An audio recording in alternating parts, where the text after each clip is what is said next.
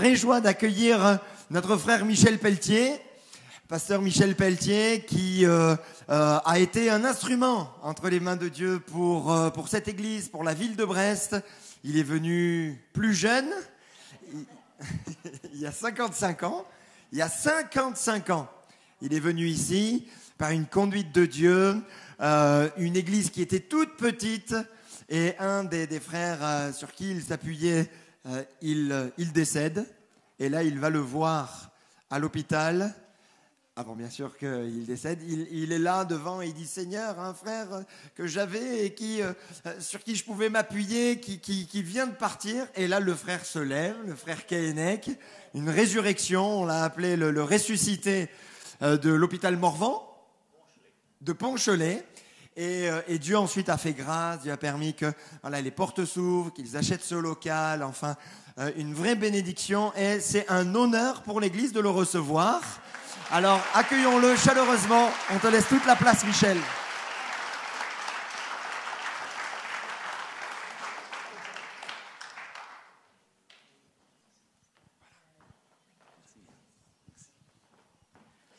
Bonjour la famille.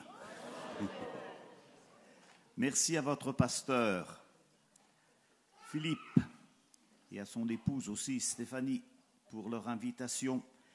Merci aussi à Emmanuel, je pense qu'il est là, son épouse, et puis à toute l'équipe qui compose cette belle assemblée de Brest. Gloire à Dieu. Je passe quelques jours avec les miens, pas loin d'ici, avec un de mes fils, et vraiment le Seigneur m'a mis à cœur de venir jusqu'à vous. Si je suis ici, c'est que le Seigneur m'y a conduit. Amen. Et je suis avec ma famille. Alléluia.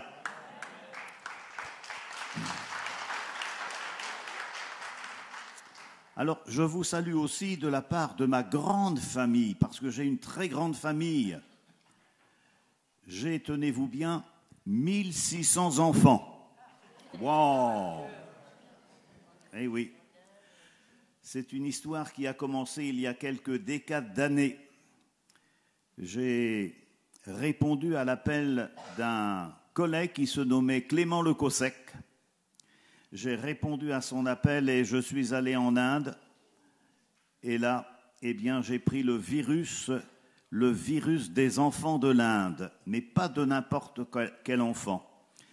Notre frère Le Cossec, et nous avons poursuivi avec lui, s'occuper d'enfants desquels on les nomme les intouchables. Ça vous dit quelque chose? La dernière caste. Ceux qui n'existent pas, selon eux, parce qu'ils n'ont pas d'âme. Ils sont considérés comme des animaux. Ce sont des personnes qui sont abandonnées. Et la plupart de nos enfants, bien sûr, sont en Inde. Nous avons presque 1 millier d'enfants en Inde. Nous avons 30 maisons. Et nous nous occupons, bien sûr, de ces enfants. Mais nous avons aussi des enfants au Bangladesh. Nous en avons en Arménie. Nous en avons au Myanmar, anciennement la Birmanie. Et puis nous projetons, parce que nous avons des appels aussi, nous projetons aller prochainement à Madagascar. Et puis nous projetons aussi une maison au Pakistan pour nous occuper non pas d'enfants, mais de jeunes filles de 14 à 18 ans. Des jeunes filles, si nous n'intervenons pas pour elles, sont vouées à la prostitution. Alors, bien sûr, cela nous touche profondément et nous voulons les aider. Alors, que vous dirais-je en ce qui concerne les enfants? La faim est le principal problème. Je ne sais pas si nous savons ce que c'est que la faim. Nous éprouvons parfois la faim. Mais lorsque vous vous trouvez devant des petits êtres squelettiques qui n'ont que les os et la peau et qu'ils vous tendent la main et qu'ils vous disent « j'ai faim », vous apprenez là ce qu'est la faim. Et vous vous dites « je ferai tout ce que je pourrai pour les nourrir. Bien sûr, on ne peut pas nourrir tout le monde, mais on peut venir en aide à ces enfants. Alors, on m'a dit, et j'ai vu de mes propres yeux, que pour calmer la faim des enfants, les mamans y ajoutent de la terre argileuse. Alors, je ne vous explique pas ce que cela produit. Des occlusions et des mortalités. Ces trompe-fins sont terribles. Gloire à Dieu. J'ai une parole de Dieu pour vous, mes frères et sœurs. On va ensemble ouvrir l'évangile de Jean, au chapitre 17. C'est une prière que Jésus a faite. Et cette prière est toujours d'actualité. Après avoir ainsi parlé, Jésus leva les yeux au ciel et dit, « Père, l'heure est venue. Glorifie ton Fils, afin que ton Fils te glorifie, selon que tu lui as donné pouvoir sur toute chair, afin qu'il accorde la vie éternelle à tous ceux que tu lui as donnés. Or, la vie éternelle, c'est qu'ils te connaissent, toi, le seul vrai Dieu, et celui que tu as envoyé, Jésus-Christ. Je t'ai glorifié sur la terre, j'ai achevé l'œuvre que tu m'as donnée à faire, et maintenant, toi, Père, glorifie-moi auprès de toi-même de la gloire que j'avais auprès de toi avant que le monde fût. J'ai fait connaître ton nom aux hommes que tu m'as donnés du milieu du monde. Ils étaient à toi, tu me les as donnés. Ils ont gardé ta parole.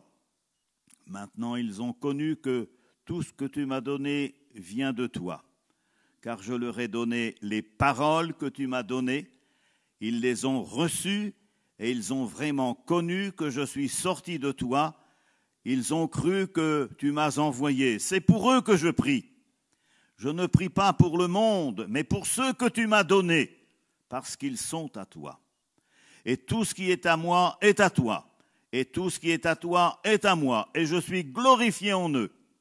Je ne suis plus dans le monde, et ils sont dans le monde. Je vais à toi. Père Saint, garde en ton nom ce que tu m'as donné, afin qu'ils soient un comme nous. Lorsque j'étais avec eux dans le monde, je les gardais en ton nom. J'ai gardé ceux que tu m'as donnés.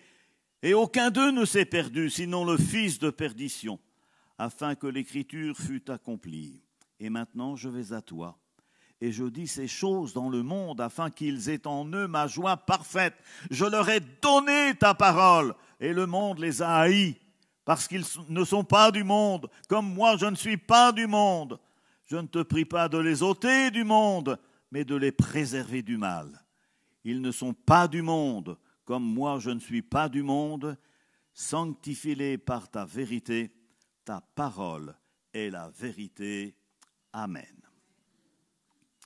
Mon thème, c'est connaître Dieu. Connaître Dieu. Et on est en droit de se poser la question, ça consiste en quoi connaître Dieu? Parce qu'aujourd'hui, beaucoup se réclament du nom de Dieu. Ben oui. Même ceux qui parfois font des sottises. Oui. Est-ce que tout le monde connaît Dieu comme il doit être connu? Ça, c'est une question que je me suis posée. Parce que l'impératif est bien là. Qu'ils te connaissent. Qu'ils te connaissent. Toi, le seul vrai Dieu, et celui que tu as envoyé, Jésus-Christ. Est-ce que je connais Dieu? Est-ce que je connais son Fils Jésus-Christ? Certes, j'ai entendu parler de Dieu. Certes, j'ai entendu parler de Jésus-Christ. Mais est-ce que je le connais? Alors, en réfléchissant, et en méditant, je suis arrivé à cette première conclusion que connaître Dieu, c'est être né de lui. Il est impossible de connaître Dieu si l'on n'est pas né de lui. Alors je vais vous citer quelques paroles. Paroles entre autres de l'apôtre Jean, rempli de l'Esprit de Dieu. Voici ce que Jean nous dit dans sa première épître, la première épître de Jean au chapitre 5, verset 4. Il dit ceci: parce que tout ce qui est né de Dieu triomphe du monde et des choses qui sont dans le monde. Tout ce qui est né de Dieu. Dans cette même épître, toujours par l'Esprit de Dieu, Jean s'exprime et dit au chapitre 4 et au verset 7, « Bien-aimés, aimons-nous les uns les autres, car l'amour est de Dieu, et quiconque aime est né de Dieu et connaît Dieu. » Il y aurait beaucoup de choses à dire sur l'amour fraternel, sur la communion fraternelle. Mais la véritable communion fraternelle, elle est pour ceux qui connaissent Dieu.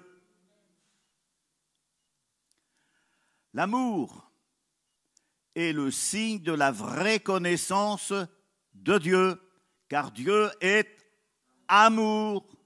Dieu a tant aimé, énormément aimé, qu'il a donné son Fils unique, afin que quiconque croit en lui ne périsse point, mais qu'il ait la vie éternelle. L'amour est le signe de la vraie connaissance de Dieu. Il est également le signe de la nouvelle naissance d'en haut. Nous sommes nés 2 fois. Nous sommes nés physiquement, mais nous sommes nés aussi spirituellement. Nous sommes venus à la naissance spirituelle. Vous savez, l'apôtre Jean dit, et c'est sans embâge, il dit dans cet épître que vous connaissez, je pense, là, au chapitre 4 et au verset 8, « Celui qui n'aime pas n'a pas connu Dieu, car Dieu est amour. » Pas le tout d'avoir le nom de Dieu sur la bouche. Il y a plus que cela. Celui qui n'aime pas n'a pas connu Dieu, car Dieu est amour. Aimer, c'est ressembler à Dieu. Aimer, c'est avoir en soi les gènes de Dieu. Aimer, c'est avoir en soi les sentiments de Dieu. C'est avoir l'attitude de Dieu. Connaître Dieu, c'est être né de lui. Et c'est encore bien plus que cela, connaître Dieu. Connaître Dieu, c'est garder sa parole. Le socle de notre vie chrétienne, c'est la parole de Dieu. On n'a pas de dogme particulier, si ce n'est de garder la parole de Dieu, de la serrer sur notre cœur. Connaître Dieu, c'est garder ses commandements. Alors je fais toujours appel à Jean, qui, toujours rempli du Saint-Esprit, écrit, toujours dans cette première épître, au chapitre 2 et au verset 5, « Si nous gardons ses commandements, par là nous savons que nous l'avons connu. » Vous savez, quand on lit la parole de Dieu, il faut faire attention, hein, parce que tout le message de Dieu est dans sa parole. Si nous gardons ses commandements, par là nous savons que nous l'avons connu. Le connaître, c'est observer la parole de Dieu. Le connaître, c'est mettre en pratique la parole de Dieu. Eh oui, parce que sa parole est la vérité. Ta parole est la vérité. Jésus, avant de quitter cette terre et de repartir auprès de son Père, a donné ses dernières recommandations aux siens, à ses disciples, il leur a dit, c'est dans l'évangile de Matthieu, chapitre 28 et au verset 20, « Enseignez-leur à observer tout ce que je vous ai prescrit. Et voici, alléluia, je suis avec vous tous les jours jusqu'à la fin du monde. » Est-ce que vous croyez dans la présence du Seigneur ce matin? Il est là. Est-ce qu'il peut dire le contraire de ce qu'il a dit il y a 2000 ans? Enseignez-leur à observer tout ce que je vous ai prescrit. Connaître Dieu, c'est aimer sa parole. C'est mettre en pratique sa parole, ses commandements. Qu'est-ce que c'est que connaître Dieu? Connaître Dieu, c'est aimer son prochain. Ah, oui, connaître Dieu, c'est aimer son prochain. Jean, qu'est-ce que tu nous dis? Eh bien, voici ce que je vous dis de la part du Seigneur. Chapitre 4, verset 7. Bien-aimés, aimons-nous les uns les autres. Car l'amour est de Dieu, et quiconque aime est né de Dieu, connaît Dieu.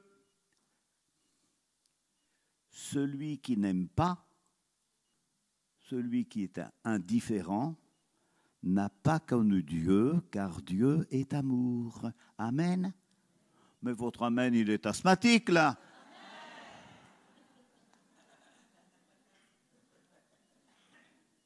L'amour dont Dieu nous a aimés nous pousse à l'aimer et à aimer nos frères et nos sœurs. Vous êtes ma famille, je suis l'un d'entre vous. Alléluia. Nous avons une grande famille. L'amour fraternel est d'une plus grande importance. Cet amour-là n'est point l'amour humain, l'amour naturel. Cet amour-là, c'est l'amour de Dieu. Et l'amour de Dieu se voyait, disons, dans l'Église primitive, on disait de nos premiers frères et sœurs, voyez comme ils s'aiment. Est-ce qu'on dit ça de vous? Est-ce qu'on dit ça de toi? Voyez comme ils s'aiment. Oui, connaître Dieu, c'est aimer son frère, c'est aimer sa sœur. Connaître Dieu, c'est aimer l'Église. Amen. Moi, je bénis l'Église. Je vous bénis, mes frères et sœurs. Et puis, est-ce qu'il y a d'autres critères qui font que l'on connaît Dieu? Mais bien sûr, il y a cet autre critère. Connaître Dieu, c'est faire justice aux pauvres et à l'affligé. Alors peut-être ne connaissez-vous pas bien ces paroles. Un jour, Dieu s'est adressé à Shallum. Alors Shallum, c'était un des fils de Josias. Et vous retrouverez cette histoire dans le livre de Jérémie. Et voici ce que je lis, ce que Dieu dit au chapitre 22 et au verset 16. Il pratiquait la justice et l'équité, et il fut heureux.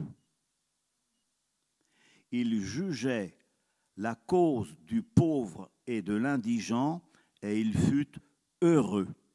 Et Dieu ajoute, n'est-ce pas là me connaître, dit l'Éternel.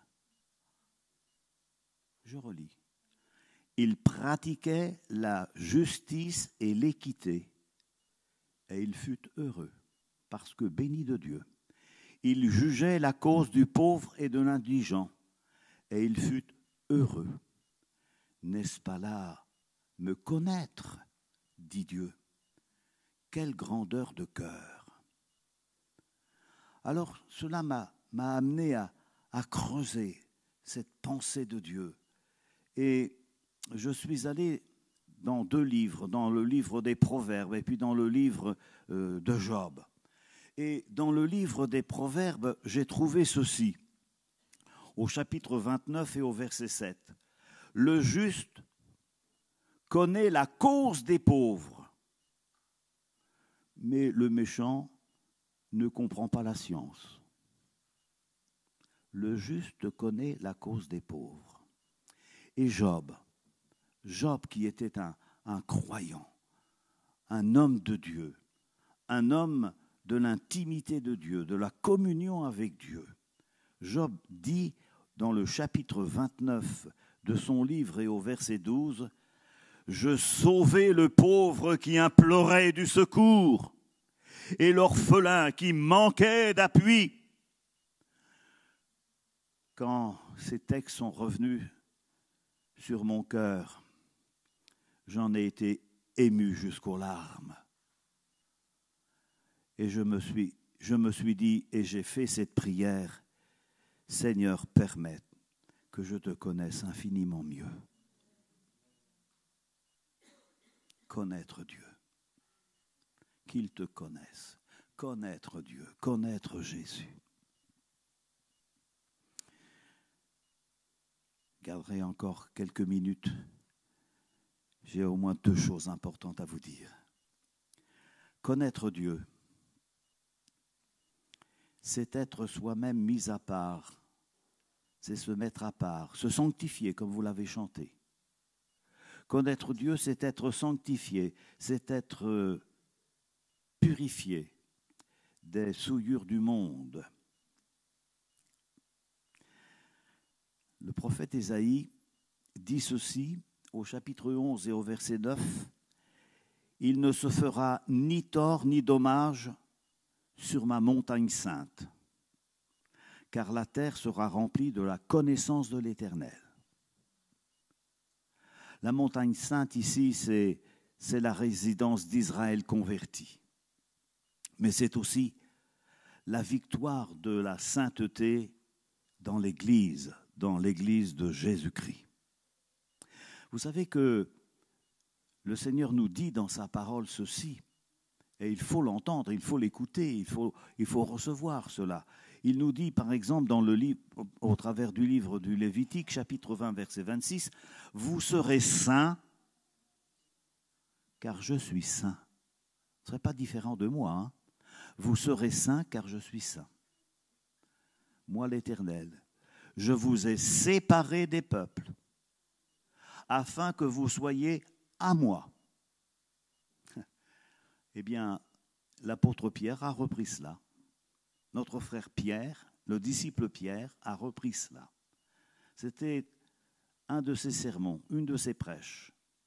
Et il écrit dans sa première épître, au chapitre 1er, verset 13, il dit ceci aux bien-aimés, donc à nous. « C'est pourquoi saignez les reins de votre entendement. Soyez sobres, soyez sobres.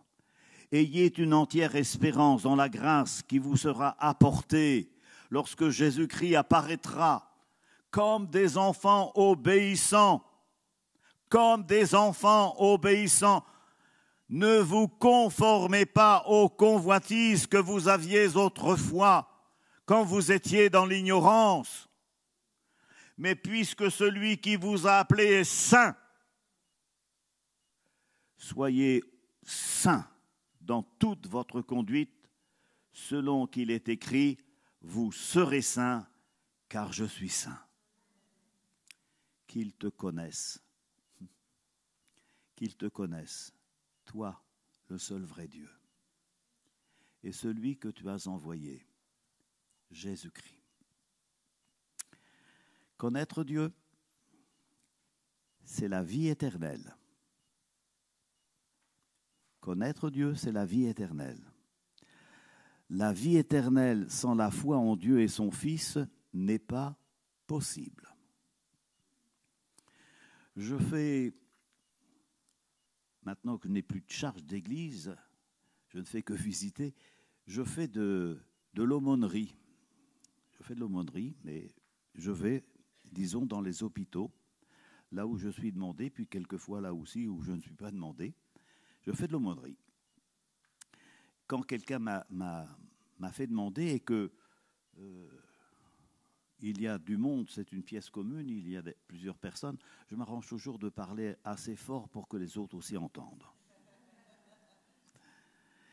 Et combien de fois on m'a posé cette question, mais qui êtes-vous? Qui êtes-vous? Qui suis-je? Je ne peux pas leur dire que je suis un prêtre, ça serait mentir. Mais je ne veux pas leur dire que je suis un pasteur. Il faut que je réponde à leur question. Qui êtes-vous? Alors qu'est-ce que je dis? Je suis un chrétien. Parce qu'un chrétien, ça ne dépend pas d'une religion. Un chrétien, ça ne dépend pas de la religion catholique romaine. Ça ne dépend pas des protestants, fut-il évangélique.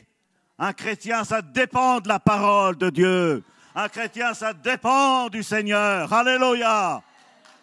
Amen. Qui êtes-vous? Ah, moi, j'appartiens à l'église évangélique de la rue Jules Lesven. Ah non, c'est pas ça, mon frère. Tu as à rendre témoignage, comme j'ai pu le faire hier à un inconverti, disons à l'hôpital de Quimper. Ah oui, c'est ça. On rend témoignage de notre Sauveur.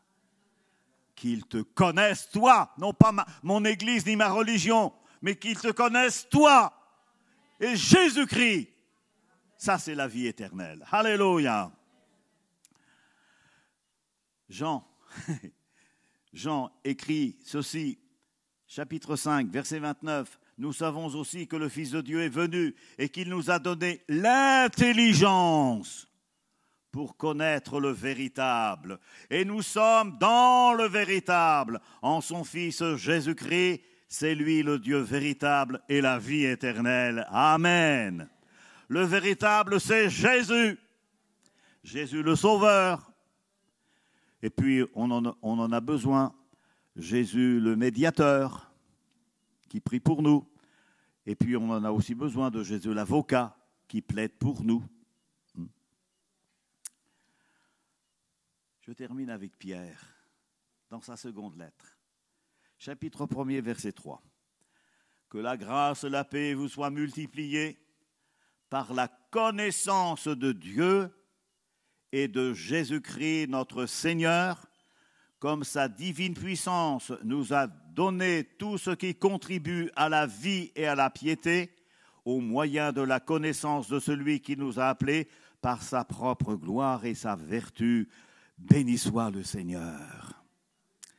Oui, que la prière de Jésus soit exaucée. La vie éternelle, c'est qu'ils te connaissent, toi, le seul vrai Dieu, et celui que tu as envoyé, Jésus-Christ. Connaître Dieu n'est pas un acte naturel, mais connaître Dieu, c'est un rapport et une communion du cœur avec le Seigneur. Beaucoup se réclament du nom de Dieu et ne le connaissent pas et font des erreurs et parfois des bêtises. Connaître Dieu, ne fût-ce que dans les points que j'ai mentionnés ce matin, parce qu'il y en a bien d'autres encore, mais le connaître de cette manière, c'est vraiment le connaître.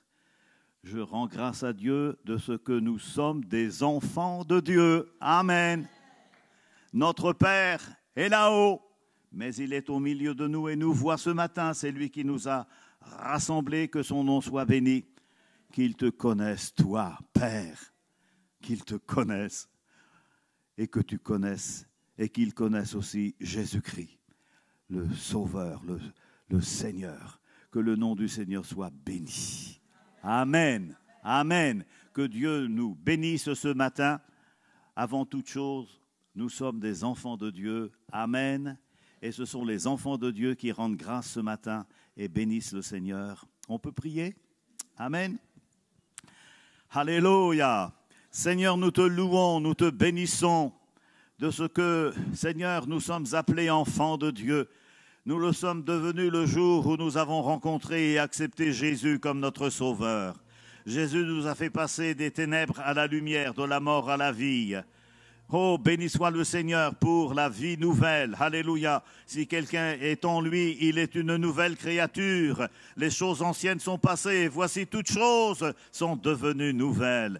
Seigneur, merci de ce que nous sommes enfants de Dieu. Alléluia. Merci de ce que nous te connaissons. Merci de ce que tu as mis en nous, tes gènes. Tu as mis en nous, Seigneur, tes pensées. Tu as mis en nous tes sentiments. Tu as mis en nous ta nature, Seigneur. Et nous voulons nous comporter comme des enfants de Dieu. Alléluia. Bénis l'Église locale, bénis mes frères, bénis mes sœurs, bénis les responsables, bénis mon frère Philippe et son épouse, mon frère Emmanuel et son épouse, bénis ceux et celles que tu appelles, ceux qui encadrent l'Église, bénis-les. Seigneur, c'est un privilège de te servir, de te connaître et de te servir, que ton saint nom soit loué et béni. Merci Seigneur. Amen. Amen. Et rappelez-vous de ma grande famille. Priez pour elle, s'il vous plaît. Merci.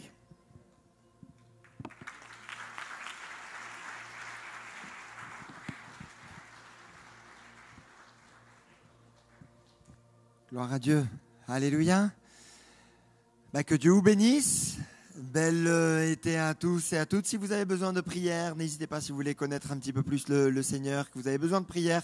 L'équipe se tient à votre disposition. Rentrez bien à cette semaine, bonne semaine, et à dimanche prochain, vous pouvez venir saluer notre frère Michel